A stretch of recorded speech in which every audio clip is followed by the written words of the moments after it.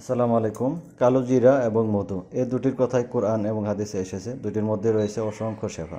তবে আমরা আজকে শুধু স্পেসিফিক্যালি কাশি, খুসখুসি কাশি আমাদের বিভিন্ন সময় হয়ে থাকে, এর জন্য একটা রেমেডি তৈরি করে দেখাবো।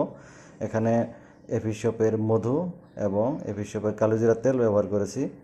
এই দুটি একসাথে মিক্স করে আপনি সামান্য একটু, মানে বেশি না, হালকা হিট দিলেই একটু গরম হবে। আমরা এখানে ইন্ডাকশনের চুলা ব্যবহার করেছি, যার কারণে স্টিলের একটা পাত্র দিলেই কোনো ঝামেলা ছাড়াই হিট হয়ে যাবে। একটু আপনারা যে যেভাবে পারেন হিট করে নেবেন। সামান্য একটু হিট দেওয়ার পরে এটা মিক্স করে আপনারা খেয়ে নেবেন।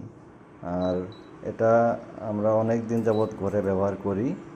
ছোটো ছোটো বাচ্চারাও যখন কাশি হয় একটু খাওয়াই দেই। মোটামুটি 4-5 দিন খেলেই আলহামদুলিল্লাহ ভালো একটা উপকার পাওয়া যায়, কাশি ভালো হয়ে যায়। রাতে ঘুমাতে যাওয়ার আগে এবং সকালে যে কোনো সময় খেয়ে নেবেন ইনশাআল্লাহ। সামান্য কিছু কালো জিরার তেল আর কিছু মধু ঘরে রাখার চেষ্টা করবেন সব সময়।